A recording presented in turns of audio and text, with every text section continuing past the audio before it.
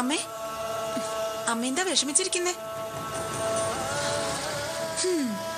എനിക്കറിയാം, ഉണ്ണിയമ്മ എങ്ങാനും മരിച്ചു പോയിരുന്നെങ്കിൽ എന്ത് ചെയ്യുമെന്ന് വിചാരിച്ചിട്ടല്ലേ. ഞാനും അത് ആലോചിക്കുകയായിരുന്നു. തൂങ്ങി മരിക്കാന്ന് പറഞ്ഞാൽ ദുർമരണ, ആത്മാവിന് മോക്ഷം കിട്ടില്ല.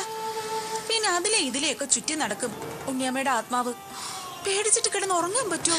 ദയവ് ചെയ്ത് എന്നെ ഒന്ന് ഉപദ്രവിക്കാതെ നിനക്ക് എവിടെയെങ്കിലും പോയി ഒന്ന് ഇരിക്കാമോ? അതിന് 10 പറ കണ്ടം വേണമെങ്കിൽ നിനക്ക് എഴുതി തരാം. സ്വൈരിക്കേട്.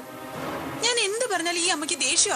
പിന്നല്ലാതെ ബാലാമണി എവിടെ പോയി അന്വേഷിക്കുന്നോർത്ത് വിഷമിച്ചിരിക്കുക ഞാൻ. അപ്പഴാ അതിനെത്ര വിഷമിക്കാനൊന്നുമില്ലമ്മേ. പത്രത്തില് കാണാനില്ല എന്നൊരു പരസ്യം കൊടുക്കണം.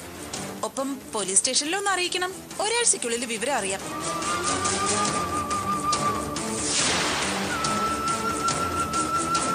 എന്താ ഈ പറഞ്ഞതും തെറ്റായി പോയോ? ആദ്യമായിട്ടാ പരിഗണിക്കാവുന്ന ഒരു കാര്യം നീ പറഞ്ഞത്.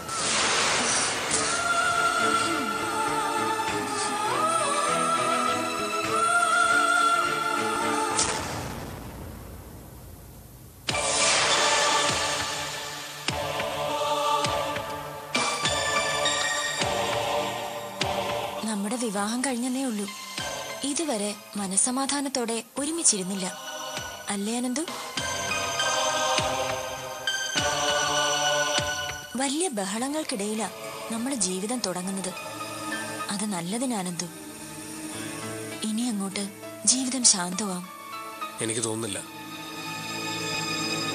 എന്നും എന്തെങ്കിലുമൊക്കെ പ്രശ്നങ്ങൾ എന്നെ ഇറിറ്റേറ്റ് ചെയ്തുകൊണ്ടിരിക്കും. എന്തോ എന്റെ ജാതകദോഷം അത്. പിന്നെ ജാതകം മനുഷ്യനുണ്ടാക്കുന്ന പ്രശ്നങ്ങൾക്കൊക്കെ വെറുതെ നാളിനെയും ജാതകത്തിനെയൊക്കെ കുറ്റം പറയും. നമ്മുടെ ജീവിതം എങ്ങനെ വേണമെന്ന് തീരുമാനിക്കേണ്ടത് നമ്മളാ.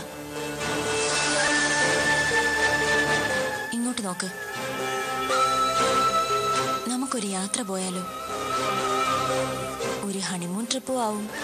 ഈ പ്രശ്നങ്ങളിൽ നിന്നുമൊക്കെ ഒരു റിലാക്സേഷനും ഉണ്ടാവും. ഒരു യാത്രക്കുള്ള അവസ്ഥയിലൊന്നും അല്ല കവിത ഞാൻ. ഈ മാനസികാവസ്ഥ ഒന്ന് മാറിക്കിട്ടാനാ ഇവിടെ നിന്ന് മാറി നിൽക്കാന്ന് ഞാൻ പറഞ്ഞത്.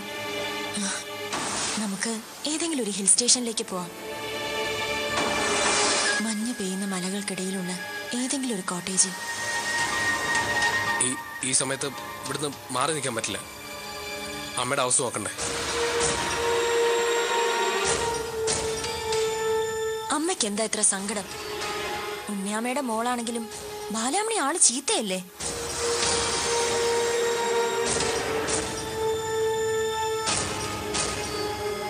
ആയിരിക്കാം. പക്ഷെ അവളെ ദ്രോഹിച്ചു ഒരുപാട്.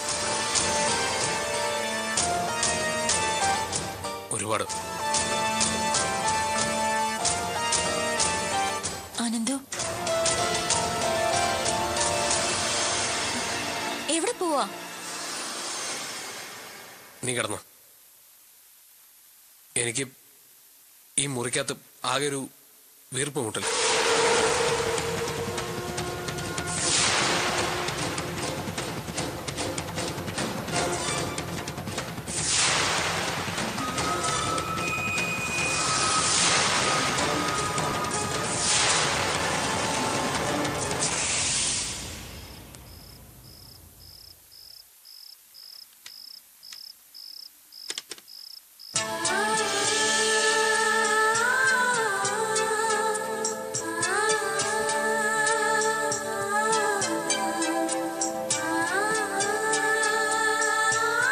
രണ്ട് ദിവസമായിട്ട് ഇന്റർനെറ്റിൽ തന്നെയാണല്ലോ.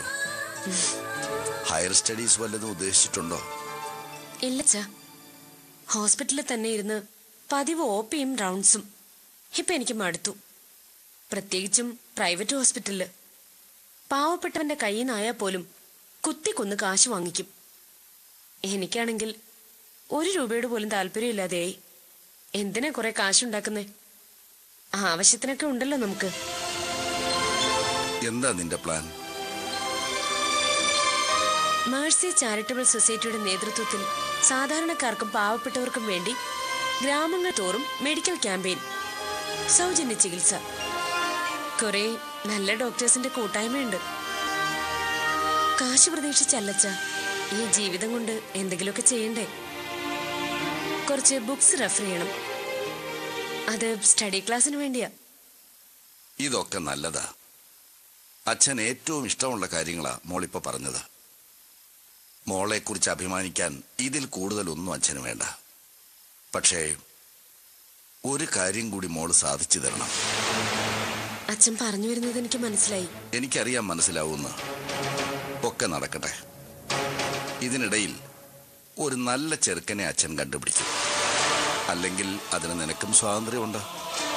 അച്ഛാ, അതൊന്നും ഇപ്പോ. നീ ഒന്നും പറയണ്ട. കണ്ണടയുന്നതിന് മുമ്പ് എനിക്ക് നിന്നെ സുരക്ഷിതമായ ഒരു കയ്യിൽ ഏൽപ്പിക്കണം.